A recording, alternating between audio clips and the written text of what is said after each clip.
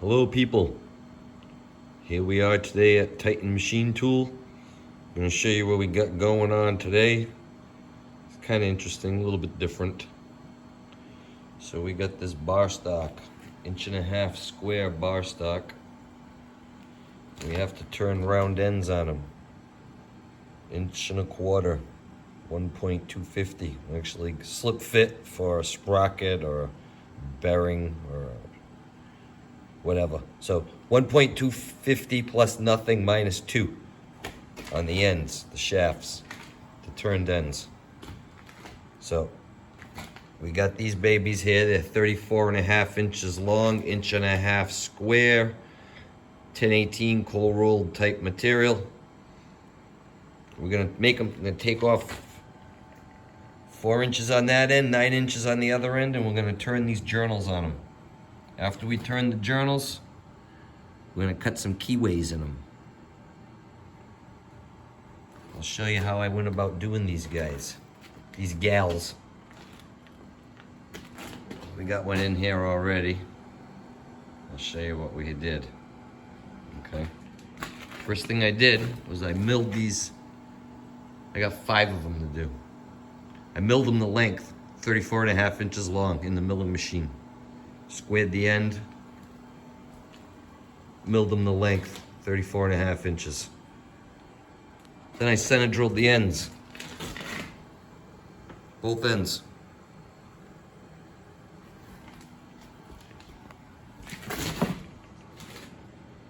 And I did that in the milling machine. I'll show you the setup.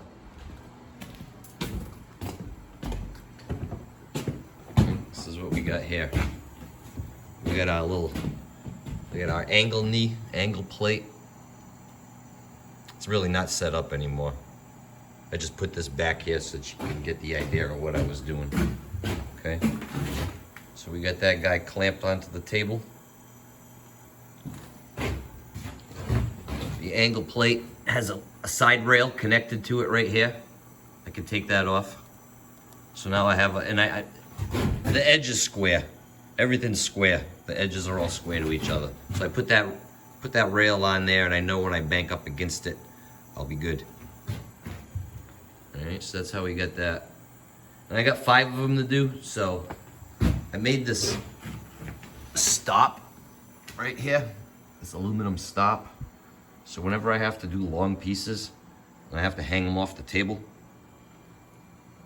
I could sit them on that, rest the weight of them on there. Then I don't have to fumble around with them, and I can put the clamps on. You know, so I got the cant twists. I put one cant twist this way to pinch it up against the rail. And then I put 2 cant twists this way to pinch it up against the knee, so that it was nice and secure. And because we got this stopper down the end here, it's not gonna wanna, I mean, I'm only putting a little center drill hole in it, so it's not that big a deal. But that way, when you're drilling, it doesn't want to push down. And when you're setting it up, you don't have to muck around with trying to hold that thing in place. You can just rest it on the stop down bottom right there and put it in, and then they all repeat to the same length. So I'll give you a better look at my stopper here. Hold on, working with one hand again. Let's take this guy off. So it's a piece of 80/20 aluminum right there, and I just drilled a series of holes in it, tapped holes. So I can take this angle plate off, this piece of angle iron, I can take that off the bottom right here. If I unscrew it, I got screws in there. You see, I can take that screws out right there. And then I can turn this thing 90 degrees and flip it up the other way.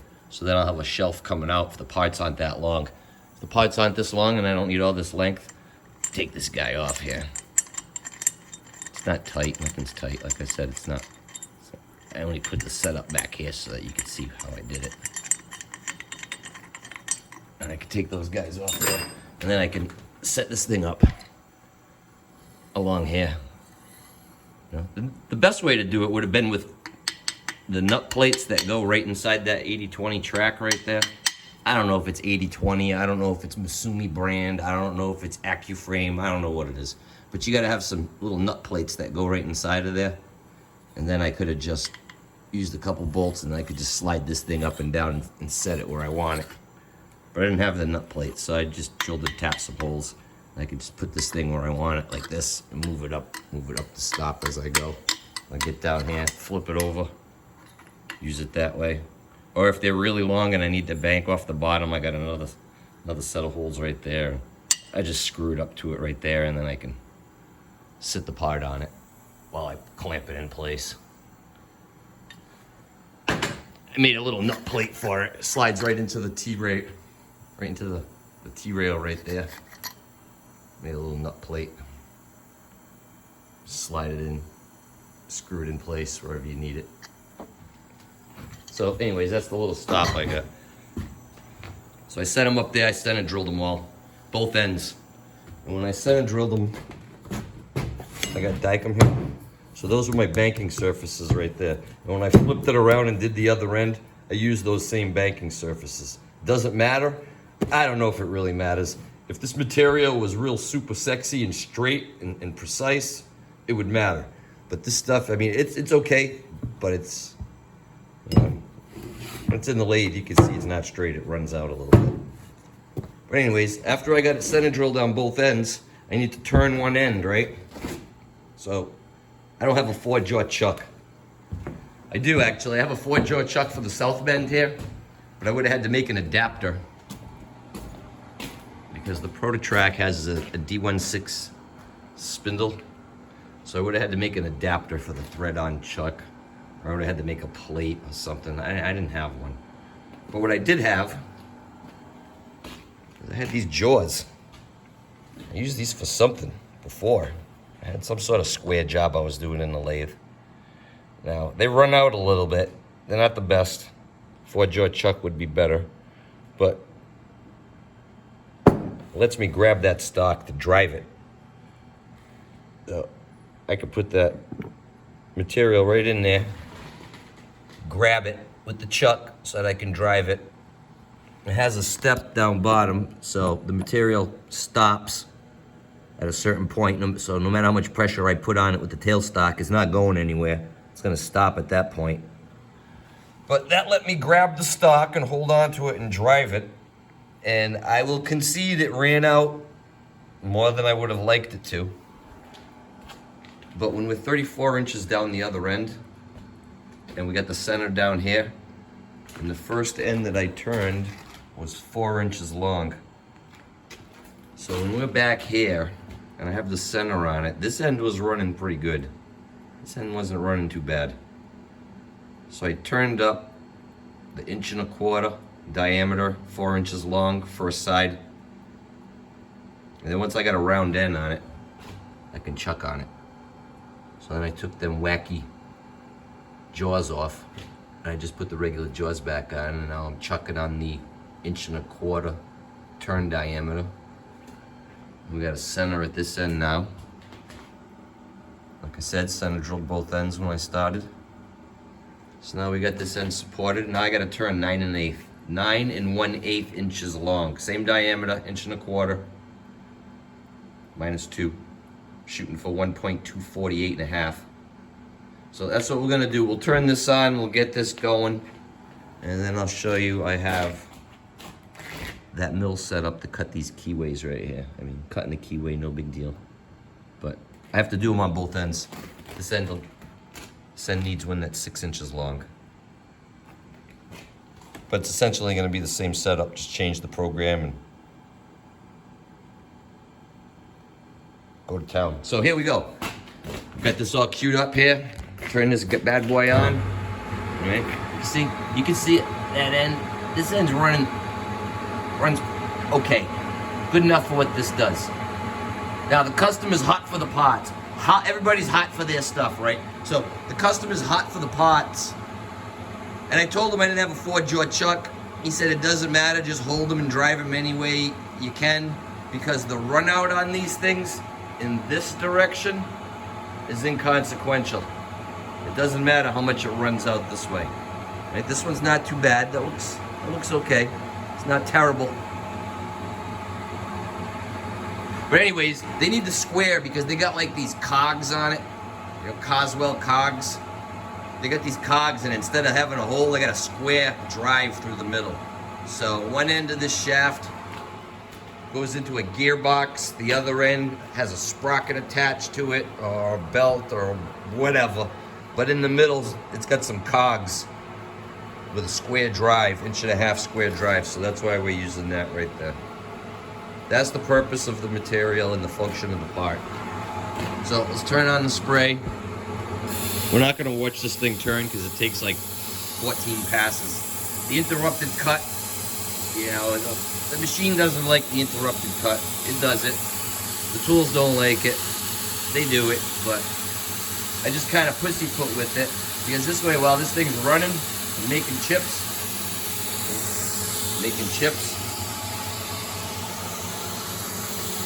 I can go do something else. So here we go. Ready, program start, ready, go.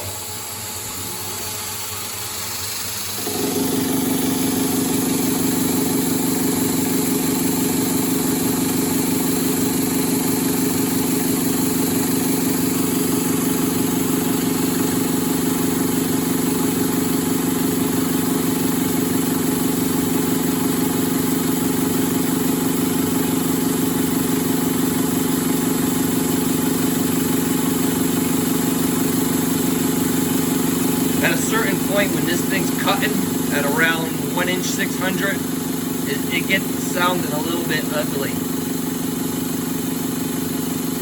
But then on the next pass, it smooths out a little bit. So we're not going to stand here and watch this whole thing because, like I said, the turn is 9 1/8 inches long, and it takes like 12 passes. So we'll be here watching this thing forever. So let's get a little zoom in here.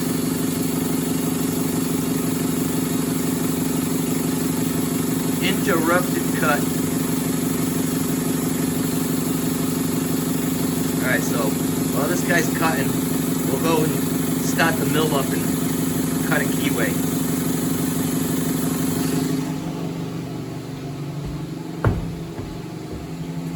Alright, so we got this set up in here, okay, and because I gotta put keyways on both ends. See, we got another one over here already done. I gotta put keyways on both ends. This one's not done on either end yet. But since we have a square body, I can sit the square body on my matched the V blocks, on these big V blocks here. They match the same height. So I can sit that on there, which creates a straight plane right here. I grab the turned part in the vise. I'm on center this way. I put my indicator in there, swept it back and forth to find the center, so I'm on the center line this way. Right? We got a 3/16 solid carbide 4-flute end mill right there. Okay. AccuPro, I think. So we're gonna cut that keyway.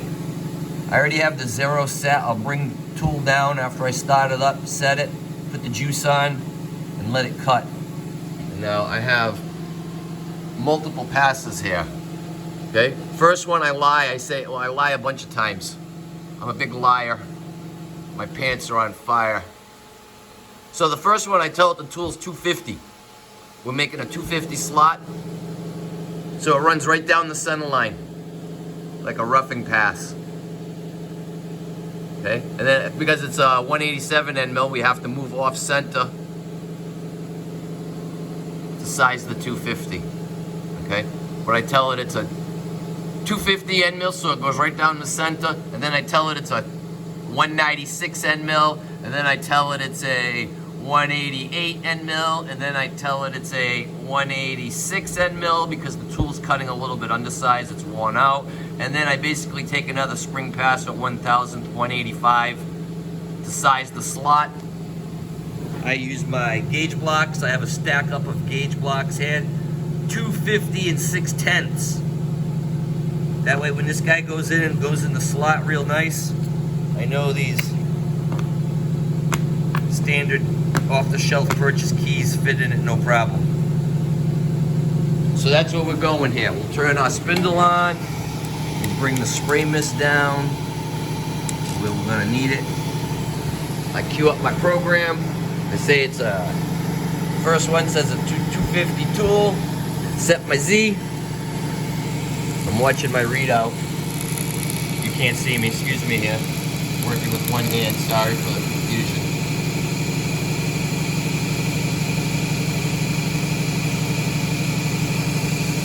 All right, sorry. I set the Z 130 deep.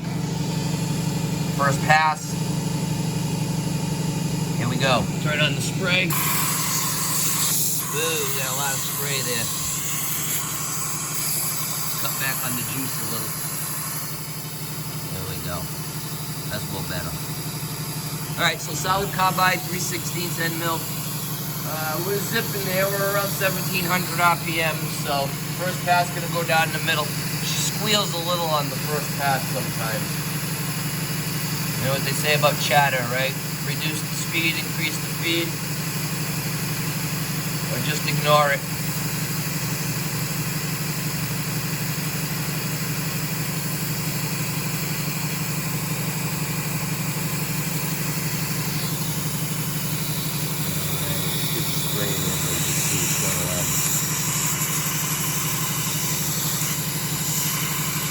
There we go. You can hear the lathe in the background with that interrupted cut. It just stopped. It's going to take another pass. There we go. It starts again.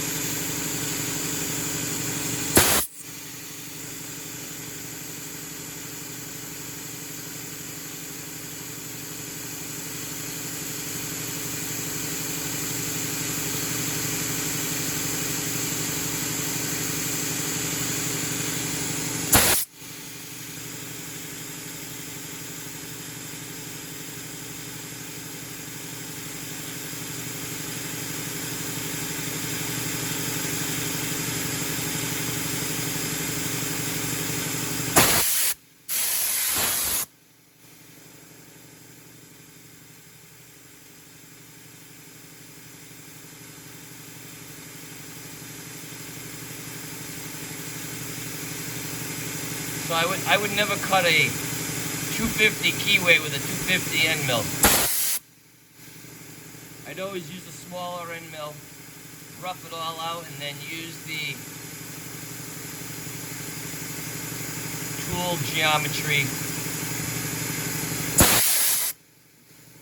and the wear compensation to size the slot.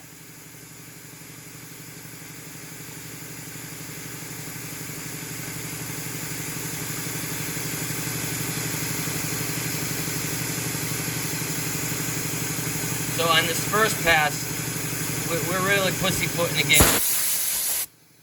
We're only going like 1.5 inches a minute on this first pass here, like 130 deep.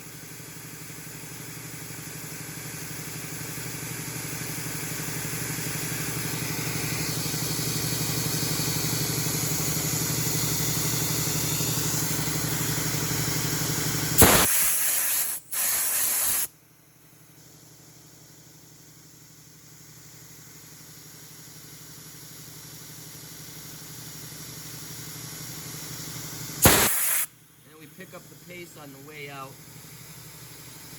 because it's just cutting the spring right now.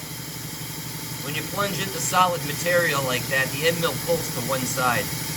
It usually pulls to the conventional milling side. Even though it is solid carbide, it still flexes.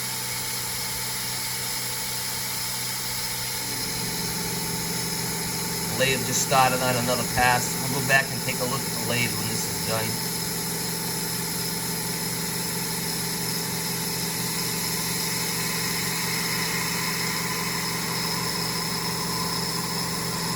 Alright, so that made the roughing pass through it.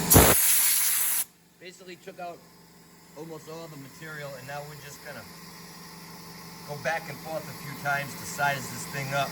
so that I can get the 250 and 6/10 gauge block stack up to slide in there nicely. So that guy's done. I just hit the button, moves over a little bit, boom. Now she's taking another pass, thinking that the tool is a different diameter.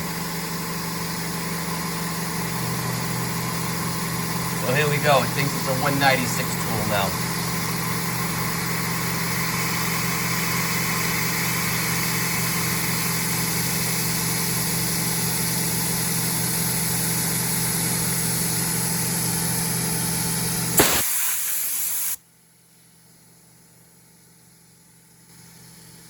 The next pass it'll think it's a 187 tool, and then a 185 tool, or whatever, until I size the slot to what I want it.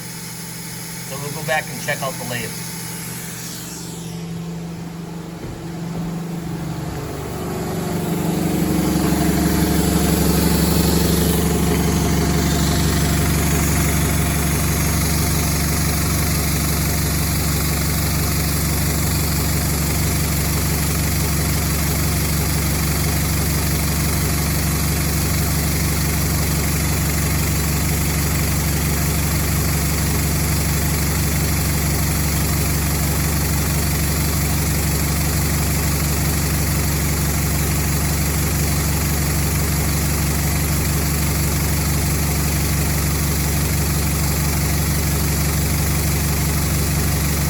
You get the gist of what's happening here.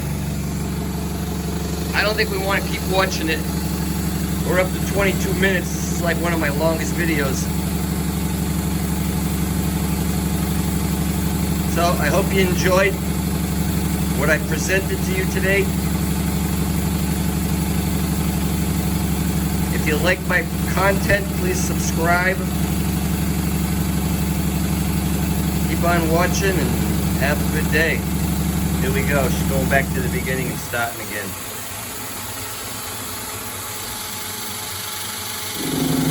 Rinse and repeat, right? Rinse and repeat.